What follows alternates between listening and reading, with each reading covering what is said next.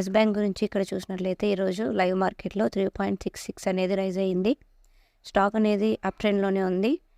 రీసెంట్‌గా 52 week high అనేది form చేసిన తర్వాత స్టాక్ అనేది హైయర్ లోస్ ఫార్మ్ చేస్తూ ఫాలో అవుతూ వచ్చింది.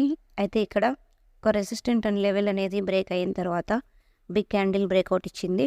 అయితే కొద్ది రోజుల నుంచి కన్సాలిడేషన్‌లో ఉంది. ఈ వీక్‌లో స్టాక్ అనేది కొద్దిగా రైజ్ అవుతూ వచ్చింది. ఇక్కడ ఒక బాక్స్ ప్యాటర్న్ అనేది ఫార్మ్ చేసింది. ఈ ప్యాటర్న్ బ్రేక్అవుట్ ఇస్తే ఇక్కడ ఫస్ట్ టార్గెట్‌గా ఈ లెవెల్ అనేది పెట్టుకోవచ్చు. నెక్స్ట్ టార్గెట్ వచ్చేసి 52 వీక్ హై అనేది మనము సెకండ్ టార్గెట్‌గా పెట్టుకోవచ్చు. ఈ స్టాక్‌ని హోల్డ్ చేస్తున్నవారు ఈ టార్గెట్స్ కోసం మీరు స్టాక్‌ని హోల్డ్ చేసుకోవచ్చు. సో, మీరు ఎంట్రీస్ తీసుకోవాలనుకుంటే తక్కువ క్వాంటిటీలో ఈ స్టాక్‌లో ఎంట్రీస్ తీసుకోవచ్చు. ఈ వీడియో కేవలం ఎడ్యుకేషనల్ పర్పస్ మాత్రమే. ఇలాంటి ఎంట్రీస్ కానీ, ఎగ్జిట్స్ కానీ మీకు సజెస్ట్ చేయడం లేదు. సో, మీరు కూడా ఒకసారి అనలైజ్ చేసి ఈ స్టాక్‌లో ఎంట్రీ తీసుకోవాలో లేదా ఎగ్జిట్ అవ్వాలి లేదనేది మీరు చూసుకోవచ్చు.